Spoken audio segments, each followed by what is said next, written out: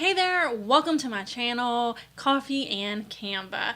Today's video, I'm going to be doing an overview of Canva 2.0. So this is a great intro if you're brand new to Canva, or if you're wanting to see what's new and where the heck something went in the updated version of Canva.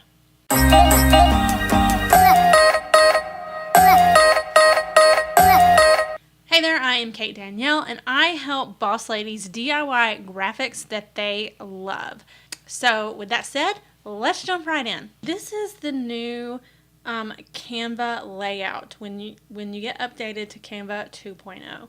And one of the big differences you will notice is there is a search bar right here when you come into Canva. And here you can search for any pre-sized templates that you need. So for example, if you need to do a Facebook post, you can just go ahead and start typing that in and find the right thing. You can do Instagram post, Instagram story, pins. There's all kinds of different things here.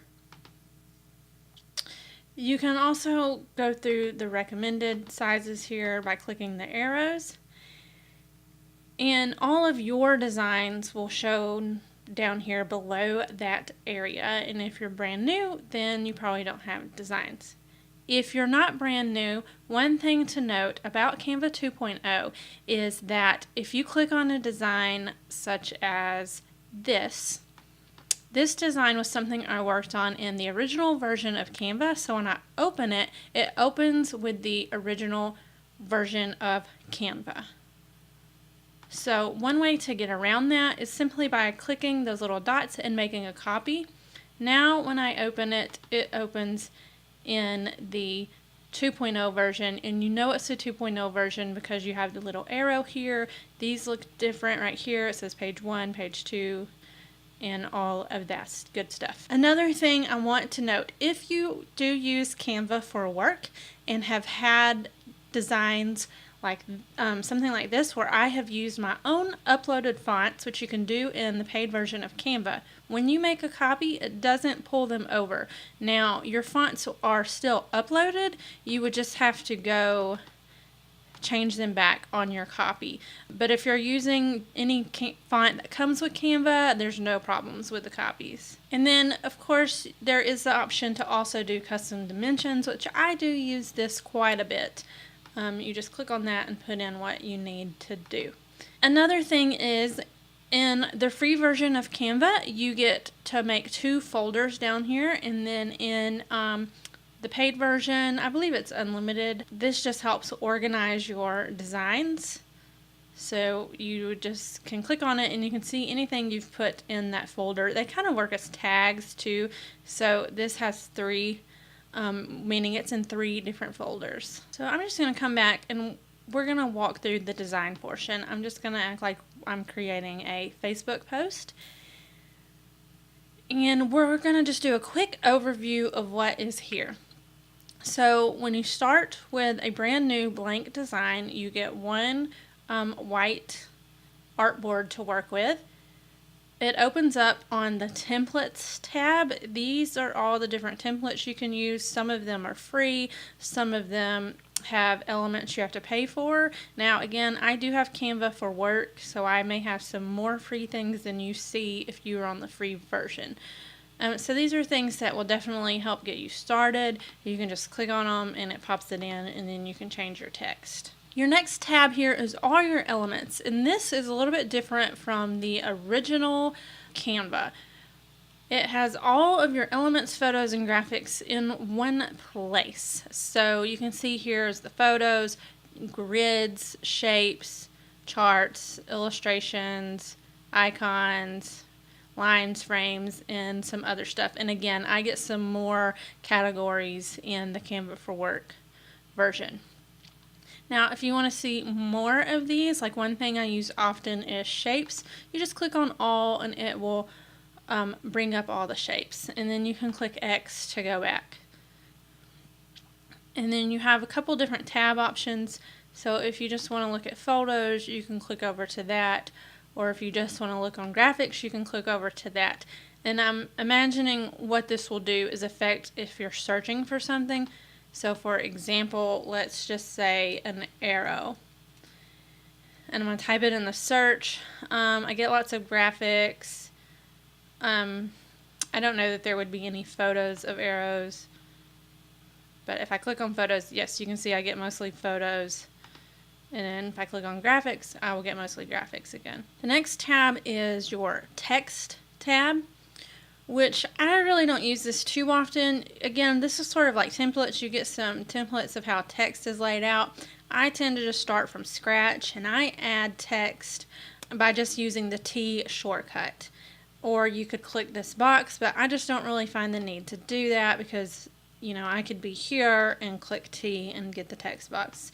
So I very rarely go to the text tab. That is there if you want to look through that. Then we have our uploads tab. This is where you can upload your own images up into Canva.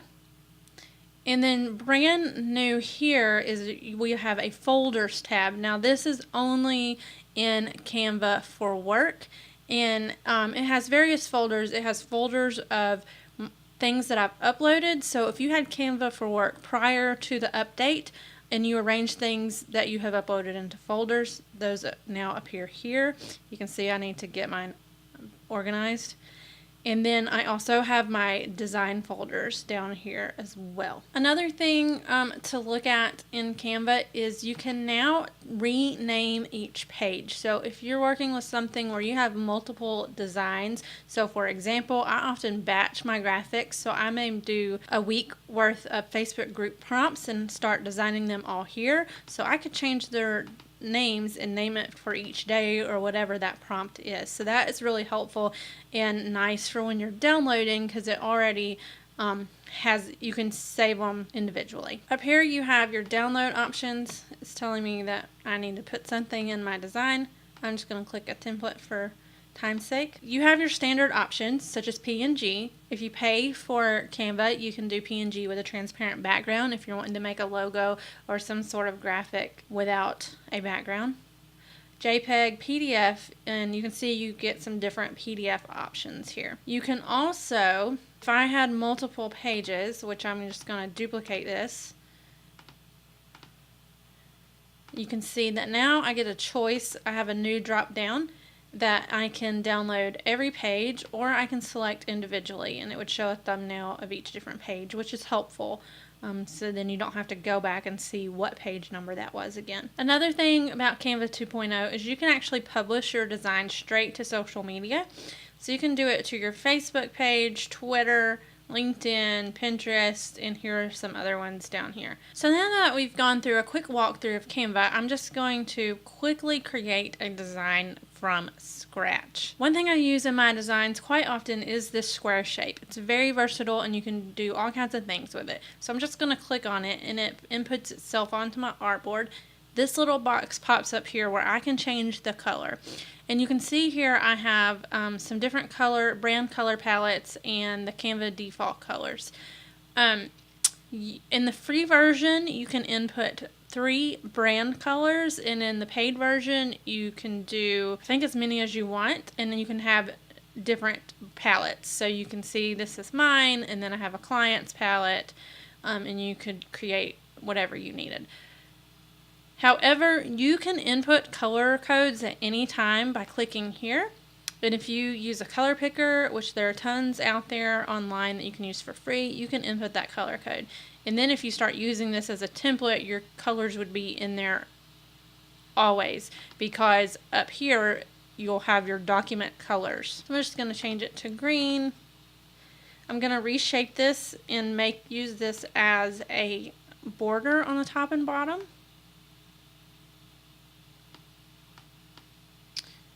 And I'm just going to copy it and do one down here.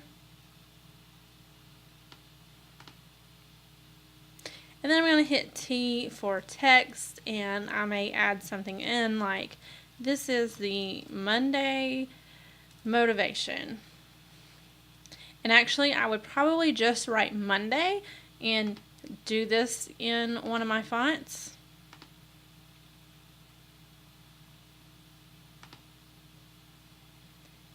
And you do the font size, and you can set your font color, You can center it, justify it to the right or left. Depending on your font, you can do bold or italic. You can make it all uppercase if it wasn't already. In my case, this is an all uppercase font. And you can adjust the letter spacing, which is going to spread it out some more. And if I had multiple lines, you can adjust the spacing between the lines. And you'll notice as I'm dragging things around, you see these lines pop up. These are smart guides, and that is telling me that I have this perfectly centered in the middle of this artboard. So now I'm going to input another text box, and the reason why I'm doing this, because on this type of graphic I like to use 2 different fonts. And if I had put this in here, I can't then just make this one word something different. It changes the whole text box. So if you want to use a different font, you have to use a different text box.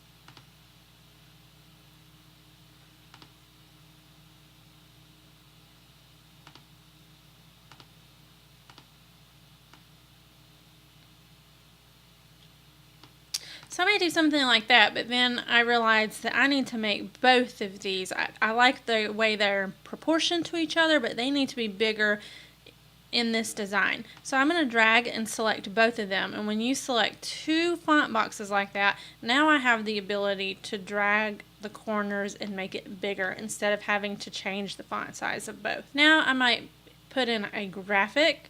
And uploading graphics is super easy in Canva. You can just drag things in, or you can click upload an image and it will open up your file finder on your computer. I'm just going to pick one that I already have uploaded here. Let's just do this texture. And now you can see as I've drug this in straight from the side. As I'm hovering at different places, this is just going to input it like that, and then I can move it around. I can use the position to send it to the back. I can center it and do all kinds of things. Or if I want to make this the background, you can see if I hover in just the right spot, it goes ahead and pops it into the background. So now that is locked into the background, and you'll notice that when I can still drag and select things and it doesn't select the background. And again, you can, if you want to make sure those are centered, if maybe the smart guides aren't working or you think it may have got off, you can select those, and under the position we now have these things to center graphics. And it looks like it's just doing the one. Try that again. There we go. There we go. Now, if I wanted to have these centered together, like vertically, I can select both of them, which I've done, and group it. Now when I come to position and do that, it's going to move both of them together versus stacking them on top of each other like I just did. And you can, do the same. So there we go. That was just a quick overview and intro to Canva and Canva 2.0 if you've been a Canva user. Lastly, of course, you would want to either download this as a PNG, or you could publish it straight to your Facebook page.